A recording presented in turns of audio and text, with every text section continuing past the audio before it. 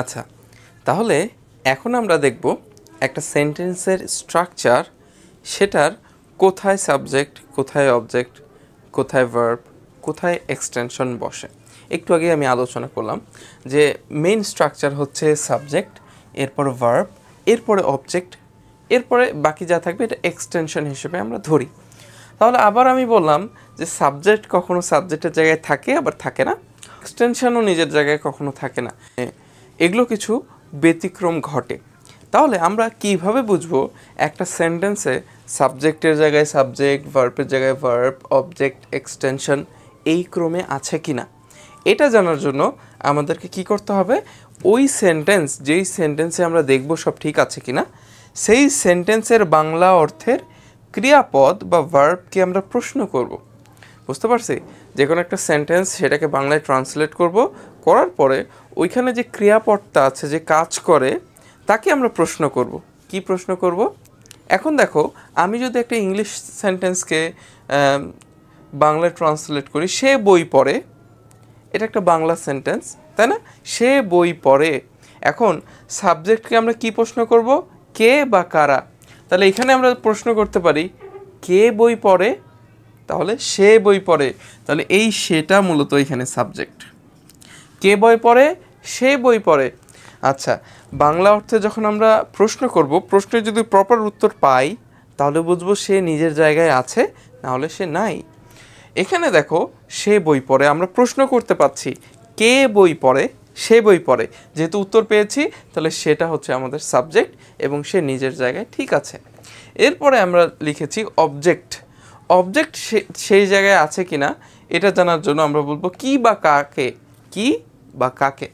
এখন অবজেক্ট এখানে আমরা খোঁজার জন্য যদি বলি যে কি, অর্থাৎ সে বই পড়ে, সে কি পড়ে, প্রশ্ন করা যাচ্ছে না, সে কি পড়ে, উত্তর যদি আসে তাহলে বুঝবো সে ঠিক জায়গায় আছে। বই পড়ে, কি পড়ে? বই পড়ে। সে কি পড়ে? সে বই পড়ে। তাহলে আমরা উত্তর পাচ্ছি বই। এই বইটাই হচ্ছে আমাদের অবজেক্ট। বুঝতে পারছি? সে কি পড়ে? বই পড়ে। যেটা উত্তর পাবো সেটা আমরা বুঝবো সেটাই হচ্ছে অ্যান্সার। যেমন অবজেক্টের জন্য আমরা কি ইউজ করলাম? পেয়েছি বই, তার মানে বইটা হচ্ছে এখানে অবজেক্ট। এবং এখানে দেখো, ভার্বকেও আমরা প্রশ্ন করতে পারি, সে কি করে? সে বই পড়ে। কি করে?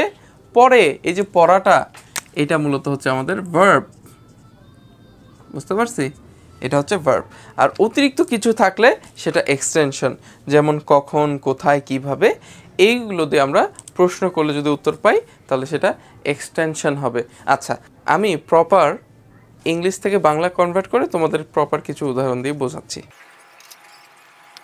দেখো, এখানে সেন্টেন্স লিখলাম, I eat rice at night. আমি রাতে ভাত খাই। ঠিক আছে? অথবা যদি একইবারে বলি, আমি ভাত খাই রাতে, যে কোনো একটা কথা হবে আর কি। তাহলে এখন আমরা দেখব যে এই স্ট্রাকচারটা মেনে চলছে কিনা, অর্থাৎ এখানে কে সাবজেক্ট, কে ভার্ব, কে অবজেক্ট, কে এক্সটেনশন, এটা জানার জন্য আমরা জানি প্রথমে থাকে সাবজেক্ট। তাহলে প্রথমে আইটা সাবজেক্ট হওয়ার কথা। এখন সাবজেক্ট আছে কিনা এটা চেক করব কিভাবে? আমাদেরকে এই প্রশ্নগুলো করতে হবে। সাবজেক্টকে আমরা প্রশ্ন করব কে বা কারা। তাহলে I eat rice at night, আমি ভাত খাই রাতে। এখানে যদি আমি প্রশ্ন করি কে ভাত খায় রাতে, উত্তর আসছে কি? আমি বা আই।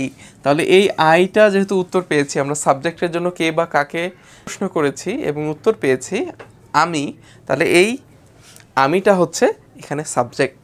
তাহলে এটা ঠিক জায়গায় আছে, হ্যাঁ, সাবজেক্ট এটা। এখন এরপরে আমরা বললাম যে খোঁজার জন্য আমরা দেখব যে কি বা কাকে, কি বা কাকে। I eat rice at night, আমি ভাত খাই রাতে। কি খাই, প্রশ্ন যদি বলি কি খাই বা কি খাওয়া, তাহলে এখানে কিন্তু ভাত বা রাইস আসছে। তাহলে এটা হচ্ছে আমাদের অবজেক্ট। আর দেখো, সাবজেক্ট অবজেক্টের মাঝখানে ভার্ব থাকার কথা, এটা ঠিক আছে কিনা এটার জন্য আমরা বলতে পারি কি করে বা কি করি বা কি খাই বা কি করছে সে। এটা যদি আমরা প্রশ্ন করি, এই যে ইট বা খাওয়া, কি করে? খায়। খাওয়াটা একটা কাজ, এটা আমরা জানি না? ভার্ব মানে কাজ বা ক্রিয়া। তাহলে এই ভার্ব বা ইট, খাওয়াটা আমাদের কি হচ্ছে? ভার্ব হচ্ছে। তাহলে দেখো, সাবজেক্ট, ভার্ব অবজেক্ট। তাহলে ওই হিসাবে বাকিটা পুরোটা এক্সটেনশন হওয়ার কথা না? হ্যাঁ, বাকি পুরোটাই কি এক্সটেনশন। তবু আমরা যদি চেক করি এক্সটেনশন হওয়ার জন্য কখন, কোথায়, কিভাবে, যে কোনো একটা প্রশ্ন করে উত্তর পেলে আমরা বুঝবো ওটা এক্সটেনশন। তাহলে অ্যাট নাইট, রাতে। প্রশ্ন যদি বলি কখন আমি ভাত খাই, কখন, এখানে উত্তর বলছে অ্যাট নাইট, রাতে। তাহলে উত্তর পেয়েছি, তার মানে এই পুরোটাই অ্যাট নাইট, এটা হচ্ছে এক্সটেনশন। তাহলে দেখো সাবজেক্ট, ভার্ব, অবজেক্ট, এক্সটেনশন এই স্ট্রাকচারে মূলত থাকে। এখন কথা হলো ভাই, এই স্ট্রাকচারের বাইরেও কি সেন্টেন্স মেকিং হয়? হ্যাঁ হয়। এক্সটেনশন কখনো সাবজেক্টের সামনে চলে আসে, কেন, কিভাবে আসে, এই জিনিসটা আমি বলছি। থাম, দেখো এখানে আমি একই জিনিস একটু উল্টায় পাল্টায় লিখলাম। At night I eat rice, রাতে আমি ভাত খাই। একই কথা অন্যভাবে করা হয়েছে। আসলে এটা কখন করা হয়? যখন কোনো কন্টেস্টকে বোঝানো যায়, অথবা এমফাসাইজ বা এমফেসিস যাই বলো না কেন, এই জিনিসটাকে উল্লেখ করা হয়, তখন মূলত এক্সটেনশনটা সামনে চলে আসে। এর অর্থ ওই সেন্টেন্সে ওই সময়টাকে গুরুত্ব দেওয়া, অর্থাৎ এক্সটেনশনটাকে ভারী করে প্রকাশ করার জন্য বোঝানো হয়। অ্যাট নাইট, রাতে, এই রাতে কথাটা বেশি উল্লেখ করার জন্য কখনো এক্সটেনশন সাবজেক্টের আগে চলে আসে। At night I eat rice. এখন এই স্ট্রাকচার অনুযায়ী এখানে তো আমার সাবজেক্ট থাকার কথা। তাহলে চলো প্রশ্ন করি, সাবজেক্ট থাকার জন্য আমি বলবো কে বা কারা। এই অ্যাট নাইট বা রাতেকে আমি প্রশ্ন করছি কে বা কারা, সে কোনো উত্তর দিতে পারছে না, কারণ তার উত্তর হচ্ছে রাতে। কিন্তু আমি তো প্রশ্ন করেছি কে বা কারা, অর্থাৎ এখানে উত্তরটা আমরা পাচ্ছি না, তার মানে সে সাবজেক্ট না।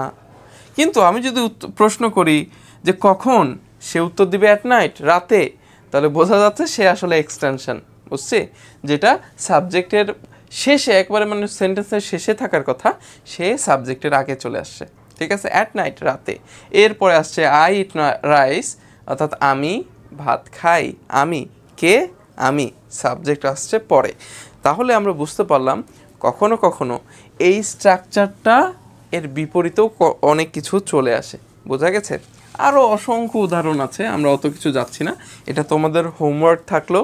আরও অনেকগুলো স্ট্রাকচার মানে সেন্টেন্স তোমরা লিখবে খাতায়, এরপরে একটা একটা করে প্রশ্ন করে দেখবে আসলে কোন কোন সেন্টেন্স কোন কোন স্ট্রাকচার ফলো করছে কিনা।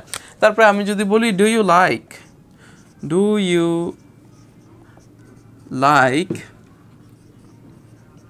ম্যাঙ্গোস,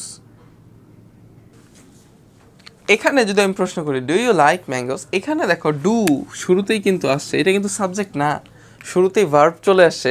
ডু মানে করা, কোনো কিছু করা, কাজকে, এটা কাজকেই রিপ্রেজেন্ট করে।